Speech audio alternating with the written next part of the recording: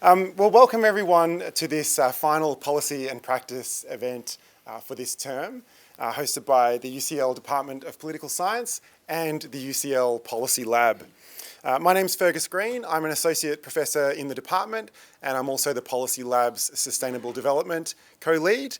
And I'm filling in for Cathy Elliott, obviously, this evening as chair. Unfortunately, Cathy had to pull out due to a family emergency, but I know that she was really gutted not to be here because she was really looking forward to chairing this panel. But you'll have to do with me. I'm also the convener of this policy and practice series, and one of the things we've tried to do this term and that we'll continue next term is to have a bit of a mini-series on priorities for the new UK government. And that includes both things that are clearly the UK government's priorities and things that perhaps we think should be their priorities. Now, it's possible that tonight's event maybe is a little bit more in the latter category. Maybe the panel will disagree. But nevertheless, tonight we're going to be talking about stewarding Britain's natural environment.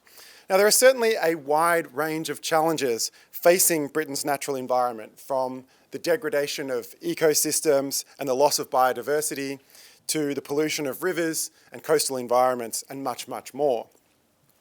Something that struck me about some of the recent high-profile environmental scandals in this country is that they've provoked debates not merely over what should be done to better steward the environment, but about who should be responsible for doing it, and whether we have the right governance and institutional structures in place in order to achieve that. So, for instance, the multiple crises concerning our water and sewage systems have provoked an important debate about the privatisation of water authorities. And of course, questions of authority and responsibility lie at the heart of the debate about stewarding the land, which will be our primary focus this evening. And one of the reasons I'm excited to chair this panel is that I know that we're going to discuss not only what's wrong, what the challenges are and what should be done, but also who's responsible for doing it and how we can set the right governance frameworks to ensure that that responsibility is discharged. So let me introduce our three panellists in the order in which they will deliver their opening remarks. First is Guy Shrubsole. Guy is an environmental campaigner and writer. He's worked with multiple environmental NGOs such as Rewilding Britain and Friends of the Earth, and also a number of government departments, including DEFRA here, the Department of Environment, Food and Rural Affairs, and also the New Zealand Ministry of Agriculture. Guy's a prolific writer, having written multiple books, as well as for publications including The Guardian, The New Statesman and New Scientist. But tonight, Guy's going to be discussing his latest book, which I have here, if I don't fall off my chair, The Lie of the Land, Who Really Cares for the Countryside, which was published this year by William Collins, an imprint of HarperCollins. And I'll say a little bit more about the end about how you can buy a copy at the drinks reception afterwards. Our second speaker is Baroness Young of Old Scone, Barbara Young, and she is an environmental campaigner and regulator who has worked to safeguard and improve the environment at multiple scales, globally, nationally and locally. And she's done this through a range of civil society and governmental organisations. Some of her previous senior positions include Chief Executive of the RSPB, Chair of English Nature, Chief Executive of the Environment Agency, and Chair of the Woodland Trust. She's also no stranger to the higher education sector. She was, for instance, Chancellor of Cranfield University, and she was created a life peer member of the House of Lords in 1997, where she promotes environmental issues and is currently the chair of the Labour Climate and Environment Forum. And our final speaker is Mark Walton, and Mark is the director of Shared Assets, a community interest company that works with communities, landowners, researchers, and activists to create a more socially just land system. And he does that through supporting practical projects that build new relationships between people and the land. So the format for tonight, we'll hear opening remarks from each of our speakers in that order for about 7 minutes. Then we'll have a panel discussion, and finally we'll open the floor to your questions. The whole session, including the Q&A, is being recorded and will be posted online after the event on the department's website and our YouTube channel and our podcast. If you speak, you will be heard in the recording, and obviously if you don't speak, you won't. We'll let you know when the recording is available, and we hope that you might want to share it with others.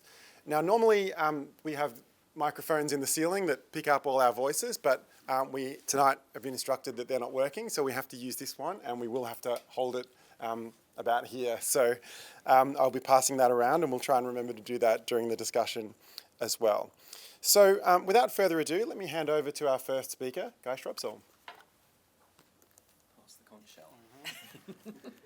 Thanks very much. Hopefully that's close enough. So yeah, thanks very much, Fergus, for that intro and for inviting me to speak tonight.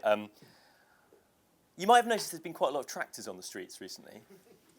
And the farming protests have really put the politics of land, I think, back onto the agenda in a way that it hasn't been for quite some time.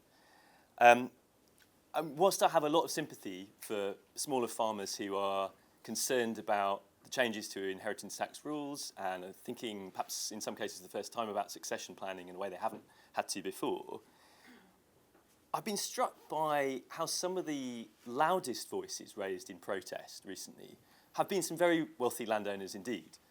And you've got the likes of Jeremy Clarkson, perhaps one of the only landowners in Britain to actually fess up to the fact that he bought his 1,000-acre diddly squat farm because, quote, buying land gives you a better return than any bank account, and the government won't have my money when I die. Through to the Earl of Derby, who owns thousands of acres on the outskirts of Liverpool and have a very tiny violin for his woes over inheritance tax. James Dyson as well has been saying how horrible the budget has been, despite the fact that he owns 33,000 acres of England and doesn't want to pay too much tax on that. So I do think this whole debate has shone a really important light on the concentration of land ownership in the hands of a few in this country. And to be clear, 1% of the population own half the land in England. In fact, new figures that I recently uncovered from DEFRA suggest it's even worse than that actually a quarter of the farmland in England is controlled by just 2,500 very, very large farms and estates. And I think this raises some pretty profound questions about who has a say over how land is used and what is meant to be, obviously, a democratic country. Because we're obviously also in the midst of a nature crisis. We are facing collapses in our biodiversity, in species around the world, but also in this country. Once common species are now rare. The hedgehog should be found everywhere and is now, almost endangered. How many of us this past summer failed to see the butterflies that we ordinarily see on bushes of buddleia and so on? I feel lucky to live near a national park. I live in Devon. I live not far from Dartmoor National Park. But when I go walking on it, boy, is it bleak. And it's bleak because there's very little wildlife left. I feel lucky to have heard one of the last curlews calling over the moor. There should be loads of curlews. There should be loads of breeding pairs of lapwing. They're no longer there. And they're there. And, we've lost half of all farmland birds in this country since 1970. Half of all farmland birds have gone, extirpated, dead, destroyed, their habitats got rid of, in the time since my dad went to university. That's a kind of horrifying loss that we just literally do not hear anymore when we walk around the countryside. And I do think that, whilst there are multiple factors in all our ecological crises, I do think that landowners bear a big responsibility for how the land they own is managed and is being, in many cases, I think, misused. So in my book, The Lie of the Land, I try and dispel some of the myths about how we use land in this country, some of the statistics that sort of fly around, but also really the central lie, in my view, that you have to own land in order to care for it. And I look at some of the claims that are made by very large landowners and also by some of the lobbying groups, such as the National Farmers Union and the Country Land and Business Association, whose members incidentally own about a third of the land of England and Wales. And I started getting interested in this, partly because every time I went to a farming conference or heard a politician speak at the Oxford Farming Conference every January, or the NFU conference or the CLA conference, they started using this phrase. You are the custodians of the countryside. You are the stewards of the land. addressing their audience of landowners and farmers. And don't get me wrong, there are some wonderful, wonderful nature-friendly farmers and landowners who do amazing work stewarding their land and doing the best they can. But I also think there's quite a lot of landowners and farmers who aren't necessarily doing that. And I think that this phrase, the custodians of the countryside, actually dates back long into history, but it's also something that has been revived deliberately in recent decades by some of these groups, by the NFU and CLA, deliberately as a way of essentially saying, don't worry, we've got this sorted. We're the stewards. That means you don't need to worry about it. You can trust us to steward it on your behalf. And basically, you have no authority here, Jackie Weaver. You don't need to butt into rural affairs and have any sort of democratic say over what's going on here. It's basically a smokescreen for deregulation, a smokescreen for not having more environmental regulation, and a way to say, please do keep paying us billions of pounds of public money every year, which incidentally are called often stewardship schemes, but don't necessarily interrogate what goes on. And if we're not delivering those public goods in return, well, we don't want you prying around. We don't want too much monitoring or evaluation going on. I think to be meaningful, stewardship has to be about accountability to the public in the here and now. I'll give you one example, and I'm conscious of the time. In this country, we have an amazing, huge natural carbon store, our peat bogs. Peat soils contain about 3 billion tonnes of carbon in the UK.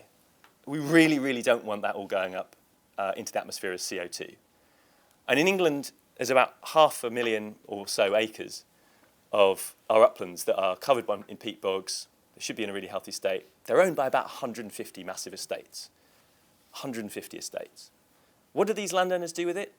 They set it on fire every year. They set it on fire for the purpose of shooting grouse. They do so because they're setting fire to the heather in order to bring forth fresh shoots of it, in order to maximise the numbers of grouse that they can go out on the glorious 12th of August each year and shoot them. And it's all done to maximise a particular species in order to, for private pleasure and profit. And that's having an enormous impact on this carbon store, and also more broadly on the ecosystem of the uplands, in all the other things that go on there in terms of endemic wildlife crime, raptor persecution, bird of prey persecution. And there's been quite a lot of press around that recently when there's been footage found by the RSPB of raptor persecution taking place on a grouse moor in the North York Moors. So there's not time to go into all the other things I talk about in the book. Hopefully we'll cover some of it later in the discussion. Many other habitats and ecosystems that I think are not being looked after well enough by their owners and who need to be doing more. And ultimately, what I'm interested in is how do we make this whole system of governance around land more accountable, more democratic, and lead to better outcomes for nature and for the common good. So there's a whole bunch of things that we could be doing, which I don't think the policy levers we're not yet pulling in this country around the management of land. I think we need to have a land use framework. I'm sure this is something that Baroness Young is going to be talking about a lot more later. It's something she's worked on for many years and has been advocating for a long time. Not quite decades. Not quite decades. Advocating on the environment for many decades. I noticed that your dad went to university at the same time as I did. I think we should have a community right to buy in England. I think we should have far more people able to access land through community ownership of land. And that's something that Scotland has had for the last 20 years. It's not something we have in England, but the Labour government has promised that they're going to introduce new rules for that purpose. So I hope that's going to come forward. And my last example is I think we ought to have an obligation on all large landowners. Let's say landowners of more than 1,000 acres, people like Jeremy Clarkson, for example, to actually publicly report on what they're doing to steward their land. If they claim to be stewards of the countryside, custodians of the land, show us the beef, what's going on, what are you doing? Just simply publish a report, say every 5 years, like the kind of 5-yearly carbon budgets we have in this country for helping us get towards net zero. Why don't we have obligations on some of the biggest landowners in the country to say, what are you doing to steward your land, to restore nature, restore natural carbon sinks, help us meet some of these Environment Act targets that we've signed up to? I've called it an ecological doomsday survey in the book, but maybe we should call it the Jeremy Clarkson obligation, and maybe that would be an added bonus. Thank you. Thank you. Thank you. Thank you. Can you hear me okay? Yeah, great. Guy's done some terrific work in his various books in digging out a whole load of data that previously hadn't been assembled to show exactly what's happening in terms of land ownership and land management in this country, and that's been absolutely invaluable. I'm not sure that Guy's thesis, however, is the one that I would wholly support. I mean, I'm paraphrasing here, and you'll hate this. I mean, basically, you're saying most of the land is owned by a smallish number of people. It's not being managed well, which is indubitably the case. Therefore, we should radically change the land ownership system. I'm less radical, I think, in my approach than that, because I recognise that even though we might want a new Labour government to nationalise the land surface of this country, it simply isn't going to happen. And therefore, we need more practical approaches that can make a real difference soon, rather than waiting for a whole-scale reformation of the land ownership system in this country. But I'll be very interested in Mark's words, because he's doing some practical stuff on the ground bit by bit, and I think that absolutely is also part of the mix. My different approach is that we need to very much focus on that small number of people who are managing the land. Some of them manage on behalf of themselves. Some of them manage it on behalf of us. Some of them produce good results in terms of environment and biodiversity. Others don't. And so they're pretty individual, and we need to understand what that... I reckon that if you could sort out 140,000 people in this country who own significant amounts of land, you would have sorted out all of the problems. So let's look at those folks and see what we need to change their practice, to help the ones who are doing well to do even better, and to make it pretty impossible for the ones who aren't doing well to not do better. And there are lots of tools in the toolkit, but we need to sharpen them up. There are basic standards and regulation and fines for not achieving even minimum environmental standards. There's incentives to go better and higher. There's taxes and fiscal instruments. There's advice and information systems. And all of those things need to be deployed to really focus on the individual challenges facing each of these landowners, and to encourage them, cajole them, and if necessary, force them to do better than they're doing and to do the right thing. Now, there are a lot of instruments around at the moment that fall into those categories that I've just talked about. And I personally blame Michael Gove. Govey was a man with a very big brain. He had a brain the size of the planet, and he had a very intricate and complicated vision of how we could improve environmental management in this country. And he then invented a whole load of schemes that would deliver that. Alas, Govey got kneecapped, and he is no longer around keeping the plates spinning that he started to spin, and slowly, bit by bit, they're all falling off their poles and crashing. So things like the plethora of instruments that were invented by him, the concept of biodiversity net gain, where developers have got to deliver a better level of biodiversity after their development rather than there was there before it. Local nature recovery strategies, which local authorities are working on to do what it says on the tin, to try and get nature recovery in their local area. The concept that was invented internationally of 30 by 30, that we would be managing 30% of our land for nature conservation by the year 2030. We don't actually have any means of making that happen at the moment in this country. Environmental improvement plan targets under the Environment Act.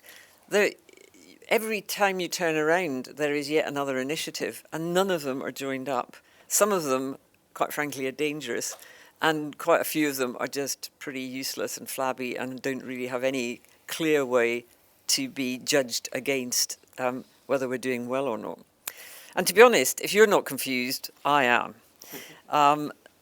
None of this is joined up, and I think we need a much more systematic way of looking at land. We've got huge competing demands on land for the future, and we've got a finite amount in this small island of ours. We need land for carbon sequestration and for combating climate change. We need land for biodiversity to turn around this massive decline that we've experienced. We need nature-based solutions for things like flood risk management. We need land for people to access to improve their health and their mental health. We need land for housing, I hate to say. We need land for infrastructure. And we aren't making any more land in this country. In fact, we're losing some every minute that we speak because of erosion as a result of sea level rise. So my idea is that we need a land use framework for England. A way of thinking about, first of all, what do we as a society collectively need land for? Secondly, how we can see land use needs being met in a multifunctional way, with the same bit of land working more than once for its living, but 2 or 3 times, delivering food, delivering biodiversity, delivering access, all at the same time on the same pieces of land. The third thing we need is some pretty compelling and charismatic data that's accessible to all sorts of people at national level, at regional level, at local level, at the level of the individual landowner. Because there's a shed load of data out there now that, if put together, produces some really interesting options for how land could be used in a multifunctional way. And we need that data to be subjected to the most up-to-date data access tools to make it sexy and compelling and interesting for people, and to enable folks, even if they're not huge data freaks, to get the insights that will offer. We then need to start the conversations around that information and data, and that is what a land use framework is above all. It's not lines on a map drawn by folk up there, compelling folk down there to do what the great brain in the sky wants. It's about how do we have conversations at whatever spatial scale is appropriate about how much land there is, what it's currently used for, what the challenges are locally for all of those land uses. How do you best combine land uses? What are the best bit of land for some things to happen, and the other bits of land where, quite frankly, we should simply be looking for nature conservation or for food production or for forestry or whatever. But it's the importance is the dialogue and how we can then, with a great deal of community buy-in, because there is a real avenue for having communities to have their say and to feel engaged in designing the solutions, how we can actually make sure that we get the right land use in the right place and with the maximum amount of land use efficiency, so that we're using it as effectively as possible for all of those outcomes. So at that point, we probably ought to look at all of the tools again. You know, if we can see what the things, the incentives that are needed and the hurdles that need to be overcome in trying to deliver those shared dialogues and outcomes, we'll have a better idea about how we need to design the whole basket of tools in order to be able to achieve that. So if I was Prime Minister for the day, which mercifully I will never be, I would want a land use framework, and there is a Labour commitment to have that published in, well, it was before Christmas. I keep on not getting this Christmas present. The Tory government promised me last Christmas. I didn't get that. Labour government promised me this Christmas. I didn't get that. They're now saying January, but we'll see whether that comes. Unfortunately, every time a tractor drives around Parliament Square, my land use framework recedes into the distance.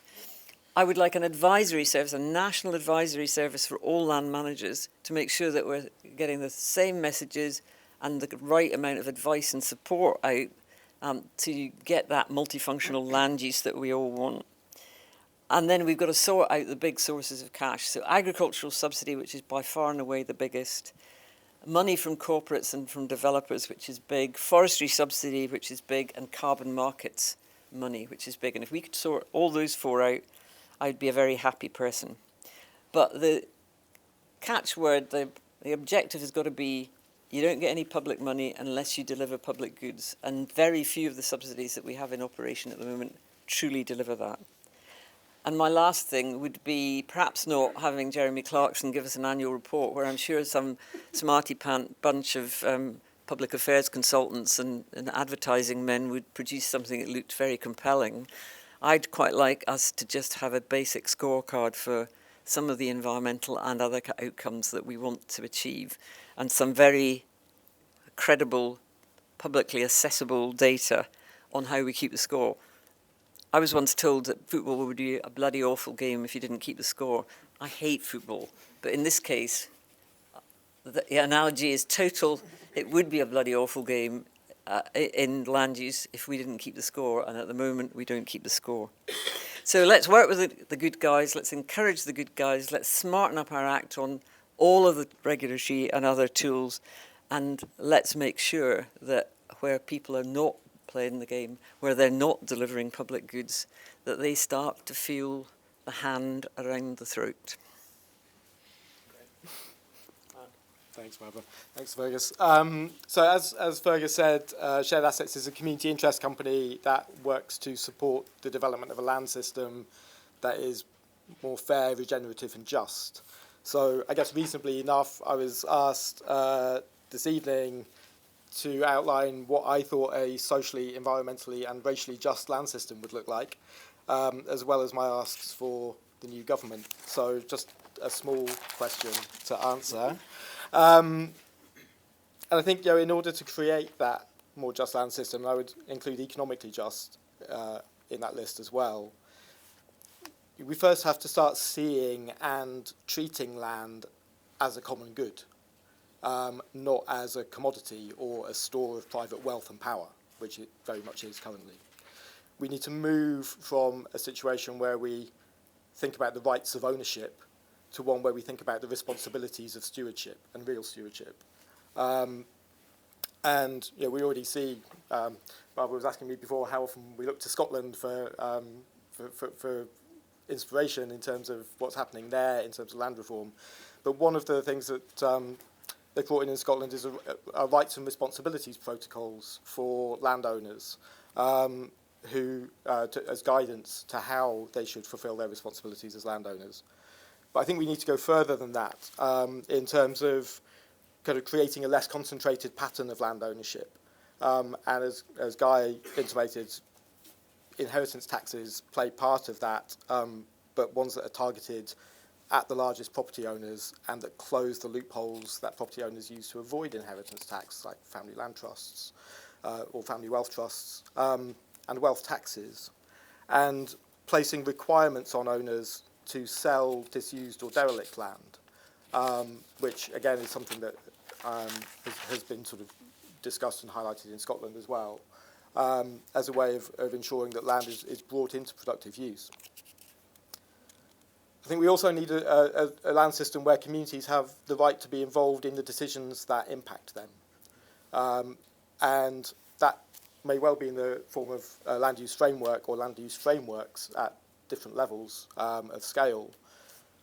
We've seen local authorities like Liverpool and Southwark bring in local land commissions to bring in communities and local stakeholders to look at how land in their boroughs should be managed and used. And we might want to borrow from the citizens' assemblies that have been used in terms of thinking about how we tackle climate change and have citizens' land assemblies so that we get proper bottom-up citizen-led decisions about how the land around us should be used.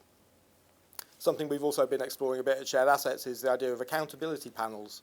So when landowners are proposing significant changes, such as development or rewilding, that they have some challenge as to how those changes are going to deliver shared benefits to wider communities. And that might include sharing profits from things like green investment, carbon credits, or renewable energy generation. I think this land system would also be a system where people can create livelihoods from the land, livelihoods that benefit the land and themselves and the communities around them. And the concentration of land ownership and the prices that result from the commodification of land that we currently see makes access to land difficult for new entrants without their own wealth. So access to capital finance is hard to come by, and the incomes from land work in our current system are often too low to be able to make repayments on debt finance, given in particular our dysfunctional food system. So we need planning regulations that kind of we also need planning regulations that enable the development of affordable housing for land workers to be able to develop as well, because if we want people to be working on the land, they need to have affordable places to live on the land, and a lot of those will need to be in countryside, which currently is very difficult to get planning permission for. It would also be a land system where everyone's able to feel a sense of belonging to the land, whether they're urban or rural, where there are rights of access and use, so a general right to roam, for instance. And one where our narratives about like the history and meaning of land in this country are more diverse and inclusive and also more open and honest, that include stories about more diverse knowledge systems and different forms of relationship with the land, that include the histories of dispossession, colonisation, enslavement and migration that have shaped our land system, and the systems of enclosure and exclusion that were the foundation of the current land system in this country. And those narratives need to include the possibility of change. Our current narrative about the land system is that it is a settled and fixed artefact of history, and it's the foundation of our systems of governance and wealth and power. And therefore, to question our current land system will get you labelled as either dangerous or deluded. And I'm quite happy to accept either of those labels. But it's quite noticeable that if you try and challenge the land system, then the establishment comes down on you pretty hard. So all of these issues of lack of access to land, challenges to obtaining finance or planning, they're all exacerbated for people of colour, for working class people and other minoritised communities, who all have less access to networks of finance, or to networks and to finance, and who face systematic discrimination in the processes and institutions that they have to engage with, or even in the simple act of accessing the countryside or their local park. So work is required to identify these systemic barriers and to develop reparative approaches to addressing them. So that's the view of the current land system. In terms of the how the current government can be challenged to think creatively, I think that's actually a tougher question. Many of us working to change the land system recognise that the current system is the product of hundreds of years of history, and that changing it, as I think you alluded to, will be the work of decades or centuries, rather than a single parliamentary term of office. And it's for that reason that at Shared Assets we're less focused on immediate policy solutions and more on building a stronger and more diverse movement for change. Including those who are developing models of the future within the current system, so kind of practitioners who are creating little models of what this future might look like. So they include cooperative and community-owned businesses running farms and woodlands, local authorities who want to look at how their land can be managed to deliver better benefits for their communities, at private landowners who are looking at community ownership as an alternative to inheritance and succession, and at changing the narratives and assumptions that we have about land to open up space in our imaginations for these new possibilities, and to make it clear that we cannot have a just transition to a more sustainable future without a more just land system. But if I was in the business of lobbying, the places I would want to be putting immediate pressure, I think, would be to prevent local authorities from selling off publicly owned farmland that they own, and support them to deliver more public benefits from that land. Changes to the planning system to enable small farmers and land workers to build dwellings, and to include commercial scale food growing spaces within new developments. A programme to succeed the current community ownership fund to enable communities to bring land into community ownership with dedicated funding, support and development programmes by and for minoritised communities who might otherwise struggle to access some of these programmes. And also funding for a national land match service to match people who have land and want to make it available to those seeking land to undertake regenerative land management practices. Okay. And encouraging or requiring local authorities to hold land commissions as part of the devolution agenda, and potentially a land commission for England. And finally, working with public agencies like the Forestry Commission and national parks to encourage them to consider community-led approaches to management and ownership. Thank you. Fantastic, thank you. Okay, so we've heard a really rich and varied set of ideas from everyone on the panel. And in the sort of few minutes I have to chair some discussion among the panel before opening it to you, what I'd like to do is maybe sort of sharpen the lines of disagreement. I think we've heard a few of them. Well, just clarify, because I'm actually, even for my own benefit, right? So I think there are some different underlying visions here that are coming out, right? Barbara, you mentioned it explicitly, but also some, I think, more implicit. So there's obviously kind of a question about sort of who should own the land and the sort of concentration point. And I think that's probably one clear division. But perhaps one that I'd like to get your further thoughts on is around sort of the question of what ownership means. And I don't necessarily mean that I don't think any of you necessarily envisage that we sort of fundamentally change how we think about, well, what the law of property is. But what I've heard from a lot of you, though I could be wrong about that, but what I've heard from a lot of you is, or from all of you in different ways, is different ideas about how we could either impose additional rights on landowners, additional obligations on landowners, or allocate rights to those who don't own land, which in our kind of zero-sum property system effectively means more burdens on property owners. So, and I think I've heard more of that perhaps from Guy and Mark. And Barbara, from you, I heard perhaps more of an emphasis of the enforcement of existing laws. There are obviously also some ideas from reform as well. So I guess firstly, have I got that right?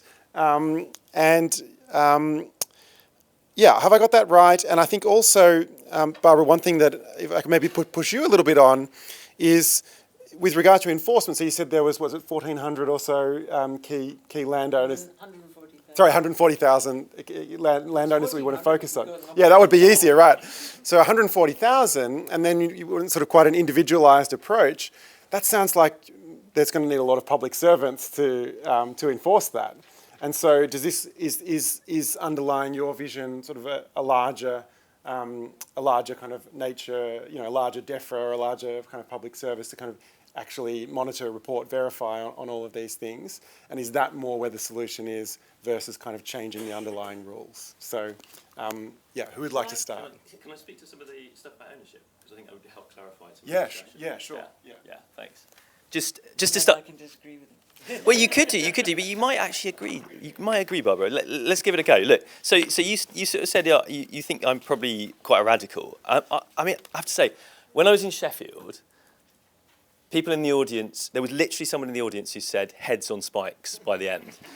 I'm not quite that radical, right? So I think we need to clarify something. So I don't actually advocate I think I'm actually quite boringly moderate, to be quite honest. Some of the conclusions to my book are actually, I think, just kind of like pretty kind of common sense, or at least they would have been common sense in the middle of the 20th century when we actually last talked about land in a serious way. And obviously we're starting to have that conversation again now, I think, and in great thanks to the work of FFCC in pushing forward this debate about land as well. I'm really interested in what we do mean by ownership. Because actually ownership, it isn't actually necessarily about a thing. It's about relationship. It's actually about a bundle of rights. Property rights are ultimately a bundle of rights. And how we conceive of the ownership of land and property in England, in Britain, particularly in England, is perhaps quite odd, historically and internationally. And amongst this bundle of rights that come with the property rights around land and property in this country include the right to exclude everyone else from the land. That's where laws of trespass arise from. That's where we have a debate about right to roam. It includes, obviously, rights that probably few people would really kind of question, things like the right to actually get some proceeds from the land. If you grow something on the land, surely it's your right to be able to own that and to harvest that produce. But they also do include some other things that we have actually questioned. We do actually in the modern society actually have said actually it's not the right of the private landowner to have all of those rights anymore. For example, the right to develop land. The right to develop land was essentially nationalised in 1947 with the Town and Country Planning Act. That was when the government said actually, we're not just going to let every single private landowner do everything they want with that land. We can't accept that you are just going to build a gigantic skyscraper there and not have any discussion with the rest of the community about doing that. And actually, when it was first introduced, of course, it also came with another obligation, which was actually that the community should benefit from some of the uplift in the land prices that you got through developing the land. That was soon abolished by the Tories when they got back in. So the Labour government brought that in, the betterment charges brought that in the 1947 as part of the Town and Country Planning Act, and it was abolished by the Tories. So actually, I think in the modern society, where, as you rightly say, Barbara, there is loads and loads of competing demands on land, we have a planning system which governs some ways in which we decide what to do with our land. I have to say it has much more to say on the built environment than on agriculture or forestry. And by excluding agriculture and forestry from the planning system, it is essentially excluded about 80% of the land in this country from oversight and from consideration. So I think that it is actually very, very sensible to have a conversation about where is the public interest in how land is used and managed. And of course, we can have conversations about, well, we should nationalise this or that, or we should have greater community ownership, or we should have less concentration of ownership. But I think some of the really interesting questions about land reform and how it relates to environmentalism is about that balance of rights and obligations. What is a private right? What is a public obligation? Where do those private rights trump all public obligations? And particularly around the environment and what is sometimes called, as part of this bundle of rights, the jus abatendi, the right to destroy and waste. And this is something that's long honoured in property law in this country. You know, there's been multiple cases where basically a court has said, yeah, of course, the private landowner, if they really want to, they can just, waste the land. They can destroy it. They can, they can leave properties empty for decades at a time, as many properties are in London and in other parts of the country. And I think that really needs to be challenged. I think that needs to change. I think we need to have a right to stewardship. A right to have to steward land, an obligation, a responsibility to steward land. Anyway.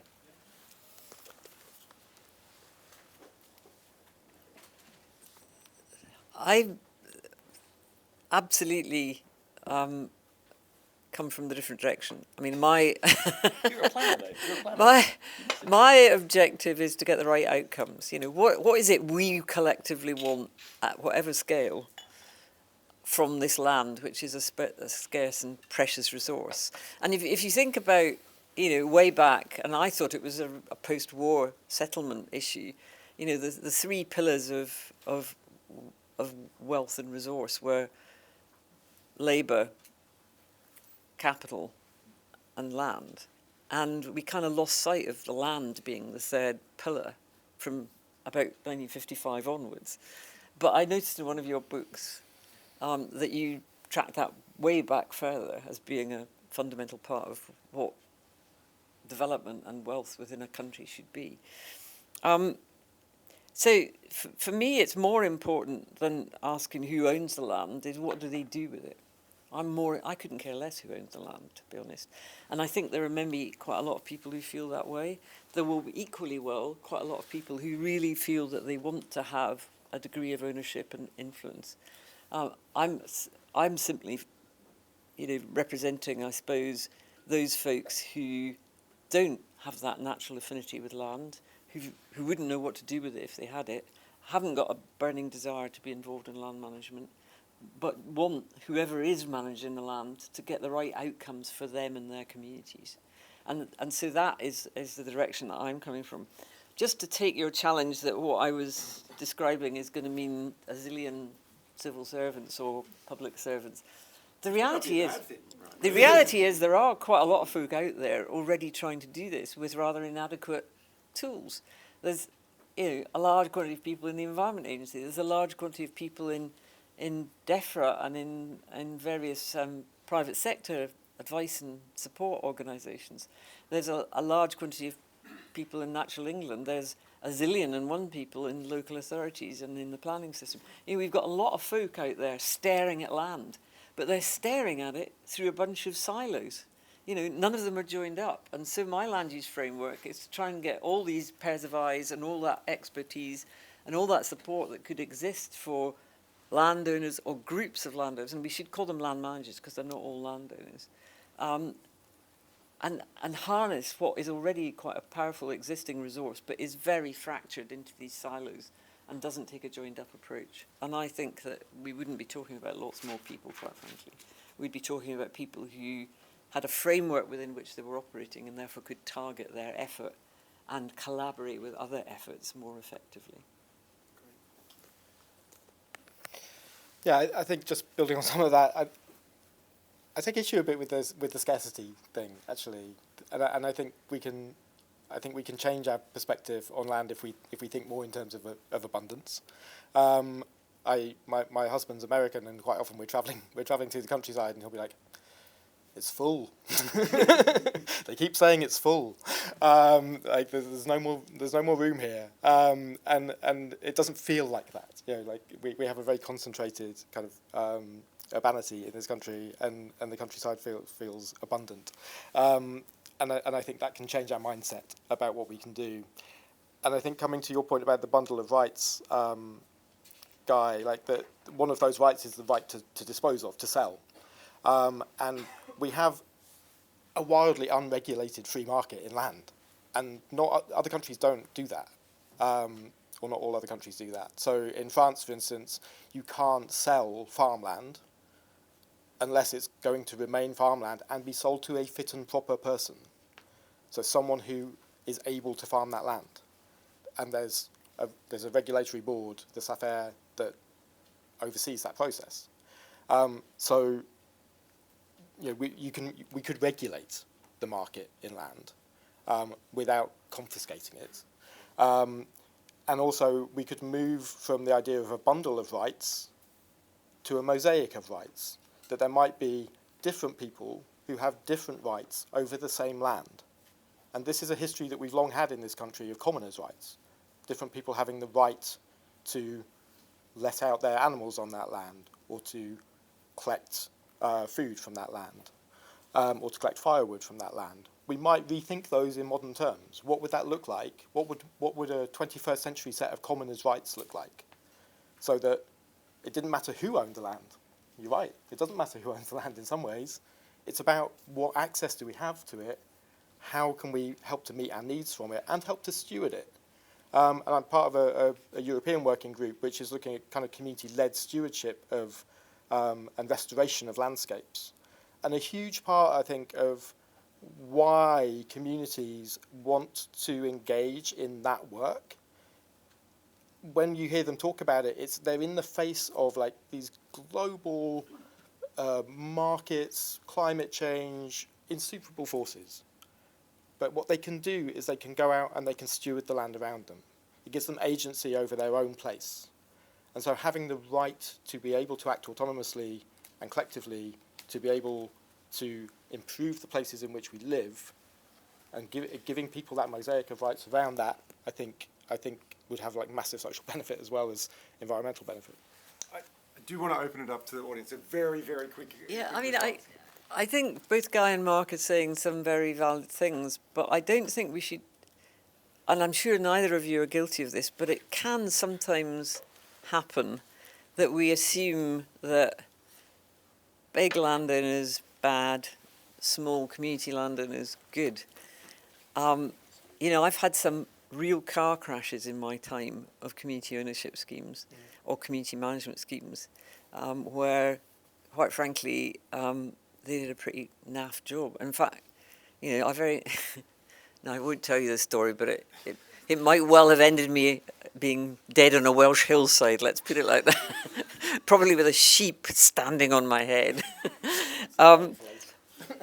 So I don't, and also, I mean, and the point you made about common rights, I mean, there is huge documentation of just how tricky the whole rights of commons can be, because the problem with common rights is that if they're not exercised properly, but they continue to exist, you can get all sorts of adverse consequences. And you know, for a period in this country, and it's still to some extent the case, the common right to graze areas that were of high conservation value was probably one of the biggest threats to some of the species and habitats that we know we've got to turn around if we're going to stop the biodiversity loss.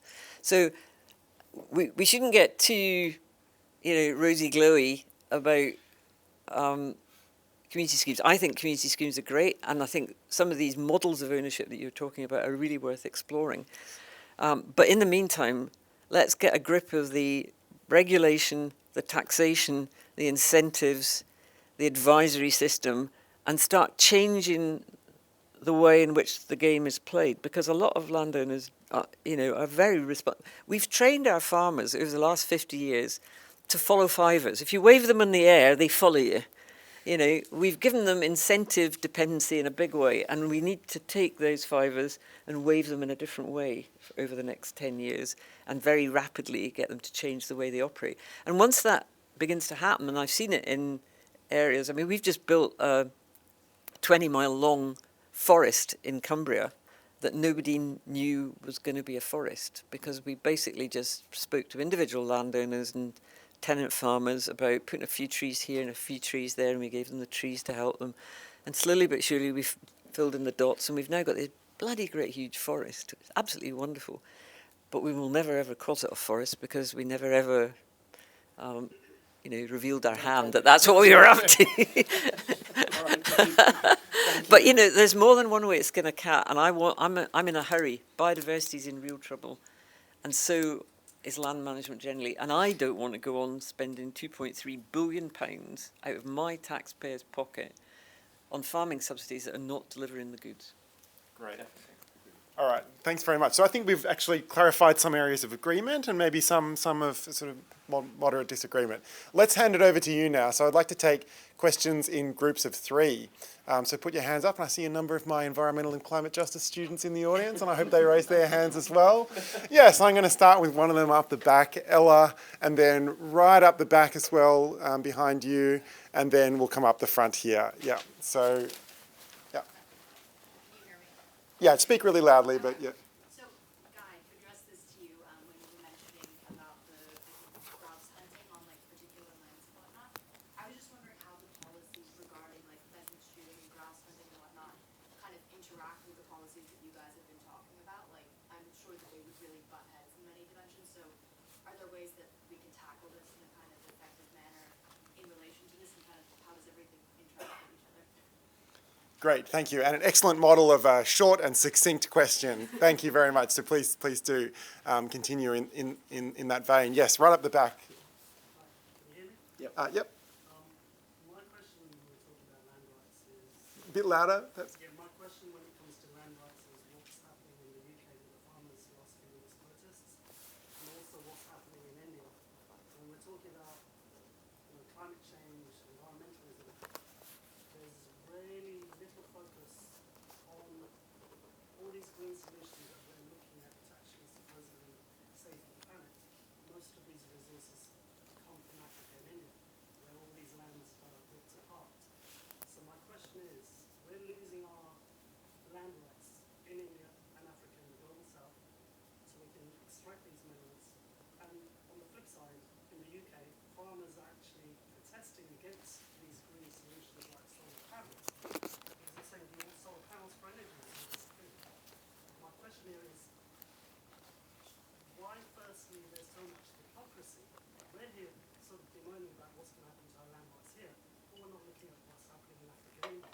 And over here, do people want food, or do people want to have energy systems, which is for big corporations and not for people? Great, thank you. And then final question up the front here.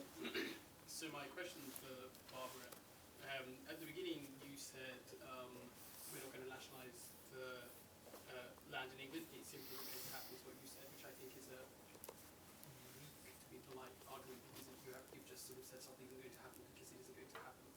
So I'm curious as to why you think that cannot happen. And the other thing I wanted to pick you up on is you said that you sort of represent the constituency of people who don't own land and aren't interested in who owns the land because you think it's immaterial, and what you think is important is how the land is used. And I guess I just wonder what you'd say to the point that it does matter who the land is owned by, because for land ownership to mean anything, it means that the landowner has more rights. And if they have any more rights, then that means that these people have far more impact than they deserve as one person over the climate of this country, over the nature of this country, and over the impact that they have on the So that's why I do care about those. Okay, great. So now, technically, feel free to jump in on any of them, but don't feel that you have to jump in on all three of them so we can get through more. So the first question was directed at you, Guy. And then maybe, Mark, did you want to maybe have the first stab at the second question, then Barbara, the third question directed at you? Yeah. Do you want to go for it? Oh, sorry. Yeah, that's right. I knew I'd forget at some point. That's right. Yes, so thanks very much for the question. So I obviously talked a little bit earlier about grouse moors and how they cover a huge area of land and how they involve the burning of vegetation on one of our biggest carbon stores in this country, and that's clearly not a great thing. Now, you could just, I just wanted to also add how that is also a great example of why it does matter who owns the land, not just because of the very small number of people who own that land, but the political power that they've had. Now, there is a huge, there's a huge overlap between the people who own the uplands of Britain and the people who have staffed Conservative cabinets for the last 150 years. You only have to go back to the 1960s to see Prime Minister Harold Macmillan regularly being photographed out on the grouse moors, shooting away and bringing home a brace of grouse and having tea with the Duke of Devonshire, who was a family relation. So, that hasn't been so obvious more recently because that kind of grouse moor shooting image of the Tories turned out to be not so electorally good for them, particularly when Harold Wilson sort of literally challenged this in the 1960s and said, I'm a modern kind of Labour government, why don't we get rid of these old toffs? But actually it has continued in the background. You get lots of Tory party donors who happen to own a grouse moor, or they happen to own a giant estate here or there or everywhere, or they happen to sit in the House of Lords, we're now finally voting to get rid of some of the last 92 hereditaries in the House of Lords. Hooray. Who have continued to have political power over the rest of us because of the land they've inherited from their ancestors since the time of William the Conqueror in some cases, which is kind of insane. So, I do think that it really does matter who owns land. I would love not to have to care about who owns land. I'd love for it just to be a matter of public record, just as it is with Companies House. You can look up all the information on Companies House about who owns companies nowadays for no money. Well, you can. You can, but it doesn't tell you much. Well, only if they start to register their company offshore, which is another thing we need to get around, about a loophole, which is also a problem with land ownership as well, and the loopholes that exist, trust law and all that sort of stuff. So you start tugging on this and you start to get into power and wealth quite a lot. But very, very, very quickly, because you also asked about pheasant shooting. We didn't talk about pheasant shooting earlier. Pheasants are a non-native species to the UK. They are introduced today in vast numbers. 50 million pheasants are released into the British countryside every year. That's a weight of biomass equal to the weight of all the wild birds in this country. Just think about that a minute. And we allow a relatively small number of shooting estates to do that every year. You could regulate it better. You could phase down the number of pheasants in this country. You could Phase down the number of shooters. You could. The thing is, look, and also, I just want to point out, I'm not anti-shooting. And we can disagree on this, if but I think there are traditional forms of more sustainable shooting. We probably do need to cull quite a lot of deer in this country because we've also allowed those numbers to get, far too big because we don't have any natural predators. We also have lots of introduced deer, thanks to the Duke of Bedford, who introduced the muntjac deer to his estate in the 1890s, and they all escaped, and now they're bred, and they're everywhere. So thanks again to one of the landowners, who it really does matter who owns the land. But look, there are ways we can start to fix this, but I do think that we ought to be applying some of the democratic forms of government that we think are good for the rest of the economy, think are good for for society overall, to how we govern our land as well.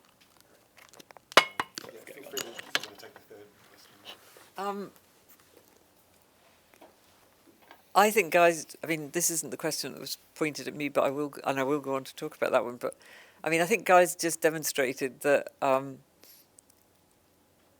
there is a sort of lingering, these toffs, these aristocrats, they own the land, they're deeply influential in the country. I don't think taking the money away from them, taking the land away from them, or land rights away from them, is going to influence that. The reality is what we would then move on to is the sort of economic imbalance of power that we see in places like the United States, where they're not necessarily dynastic families going back 600 or 700 years, but people who've made a lot of money out of business and who equally accrete power and land to themselves, not necessarily linked, but you know. Sorry, but So why- so why- that so why- that but why the does important the thing Council is of not the no West matter not who. Scandinavia?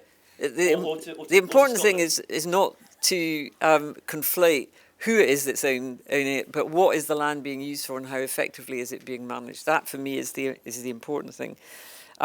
Why will Labour not radically change the land ownership system in this country? Well, I think, to be frank, it's not the highest priority right now. There's a heck of a lot of other things that in the first 5 years of a Labour government have got to be addressed.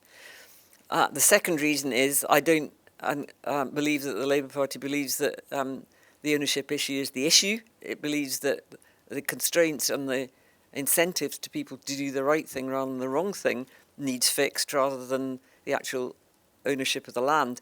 And it is very, very easy for a Labour government or for any government to get completely consumed and be made impotent by a huge political hot potato like land ownership, simply swamping every other good thing that you might try to do, particularly in the first 5 years of your time.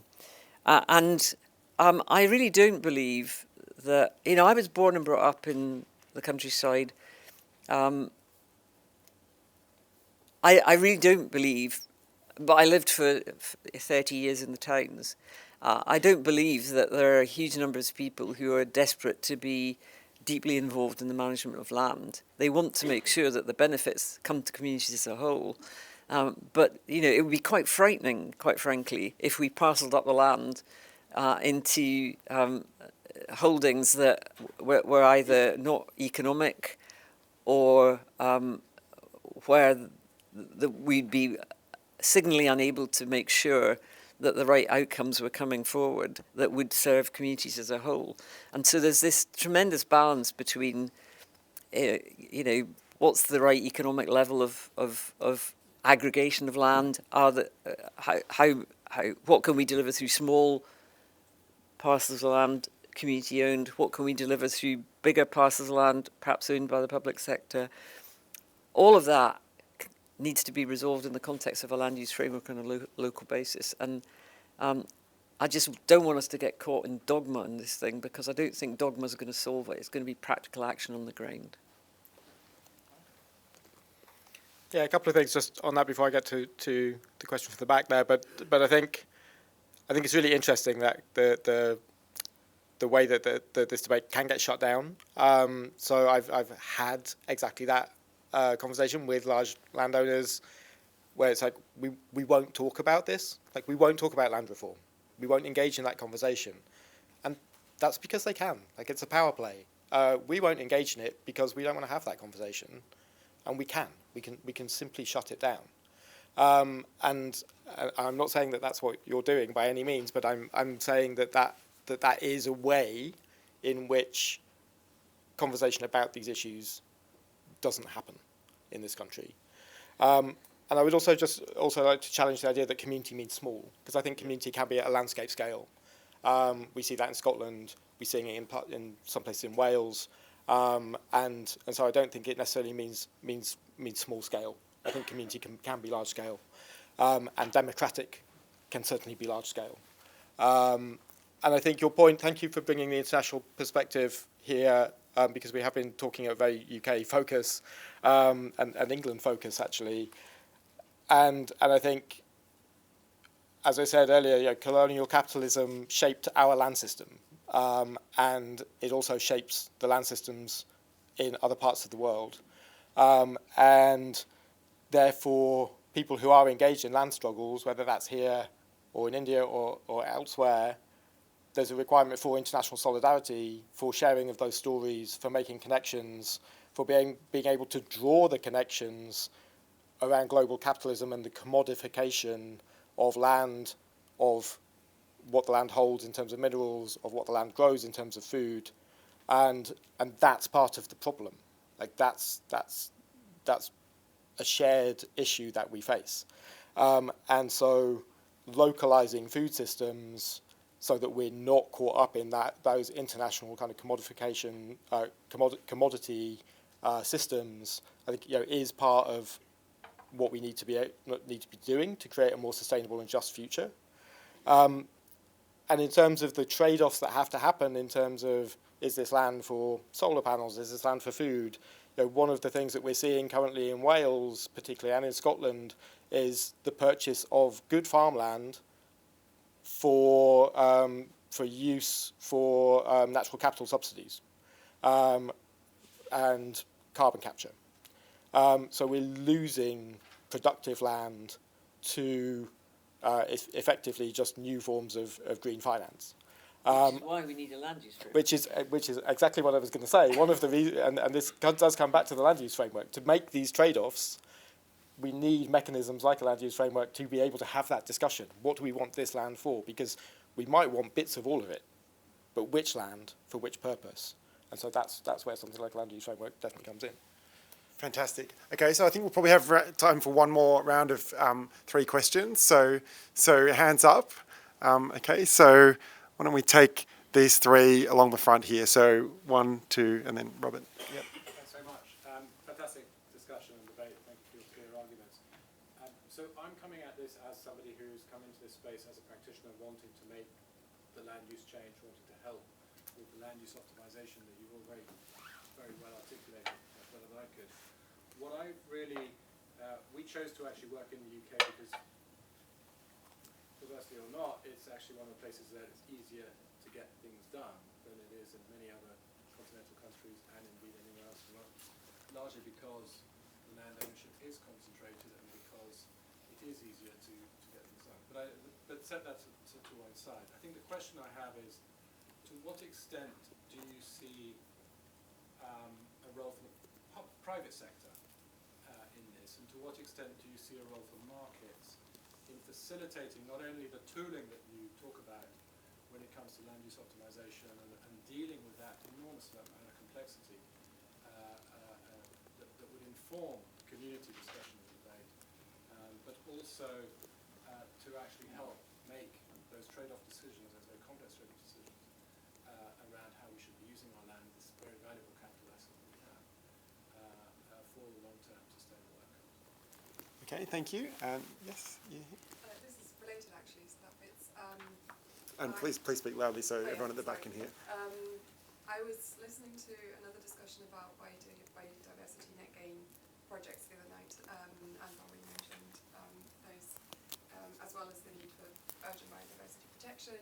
And Guy, you talked about effective uses of land, and Mark, you talked about how important it is to get communities involved in land use, and just mentioned trade-offs as well, so that fits perfectly. So I guess my question to the 3 of you, from all of those different standpoints, would be, would biodiversity net gain units, especially off-site ones, and generating those on projects such as NEP, is that an effective use of land?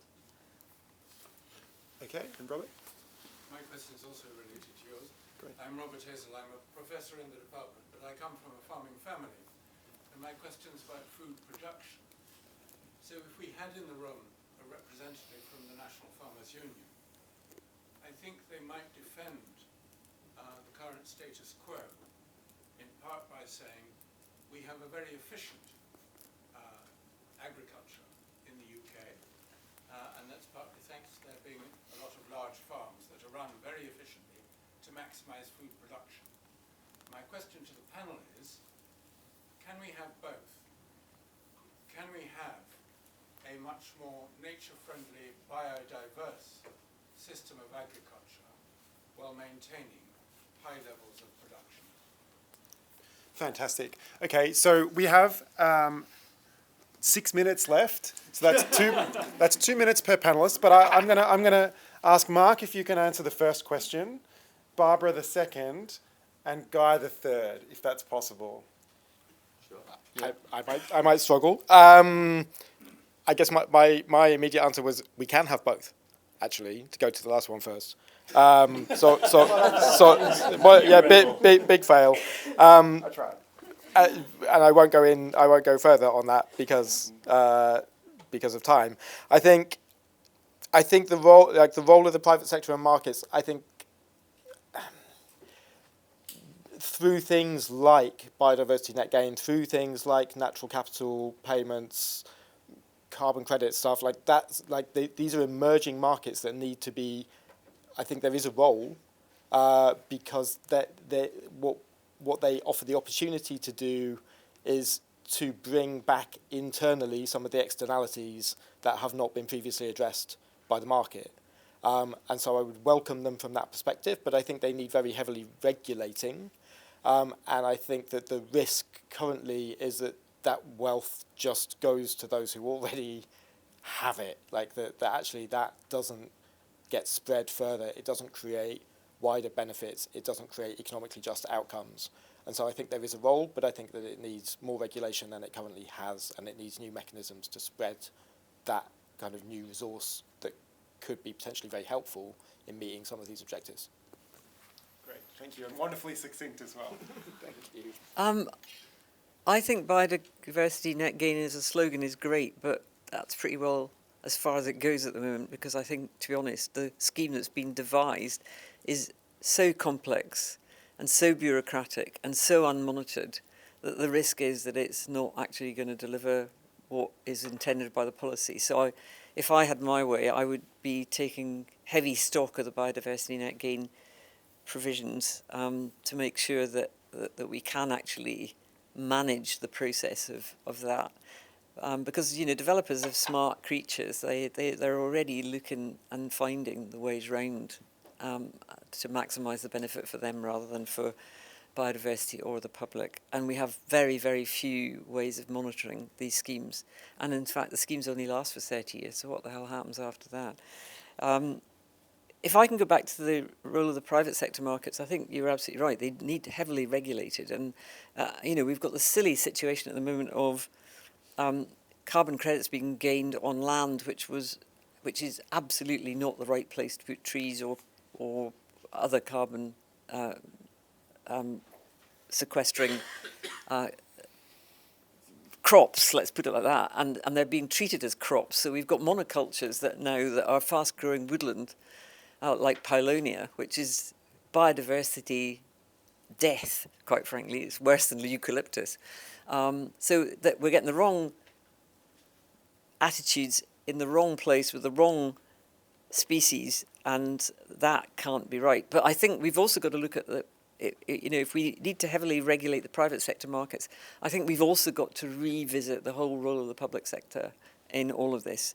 And I personally think that we need to get back to a point where local authorities, the Forestry Commission, the Crown Estate, the Ministry of Defence, these other big institutional but state-owned landowners who've got massive acres at their behest are doing a much, much better job by all of the multiple outcomes that we need from land. It's an outrage that the Forestry Commission, the biggest landowner in this country, does not have a biodiversity purpose in its current legislation.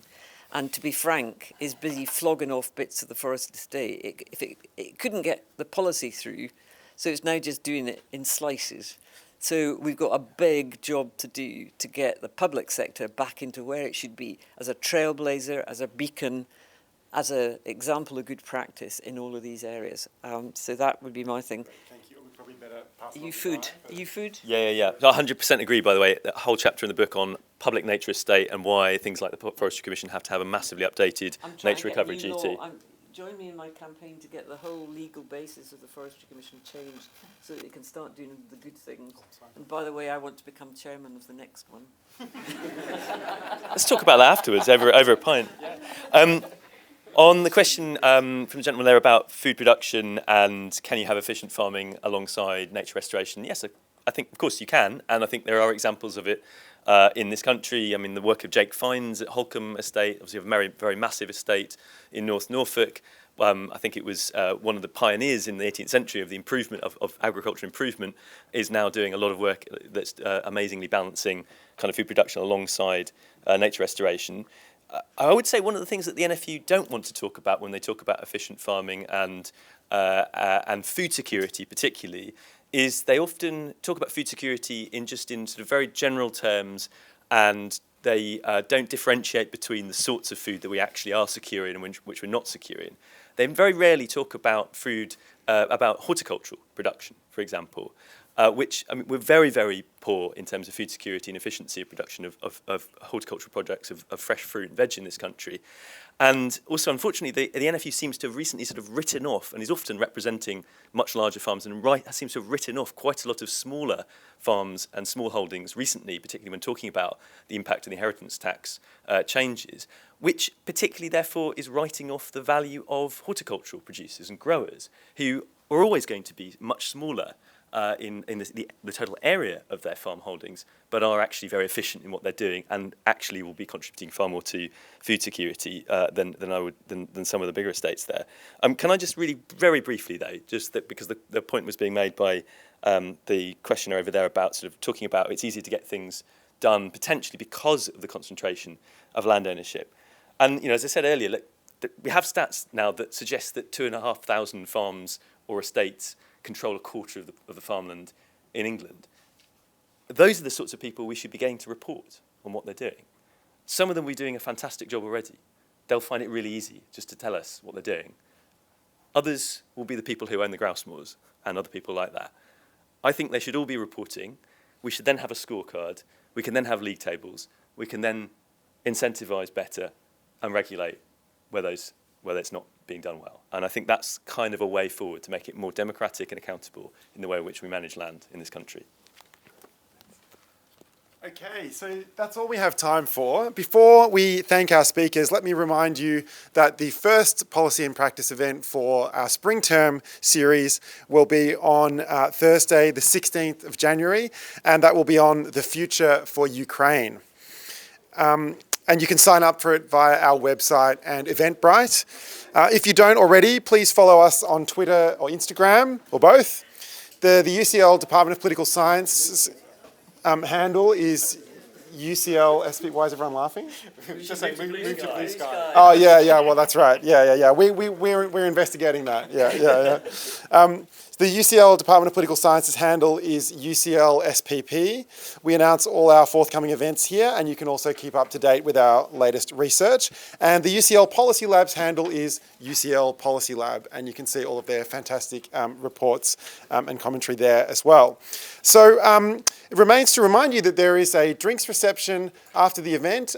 Please follow the crowd. It's just opposite in 36 to 38 Gordon Square. And we have representatives from HarperCollins here who will be selling copies of Guy's book, and he might even sign some, maybe? If you want me to devalue your copy, I will happily scroll it. Yeah, there you go. So, so do please join us for the drinks reception, and do grab yourself a copy of this fantastic book. And it remains to thank our fantastic panel. Thank you very much.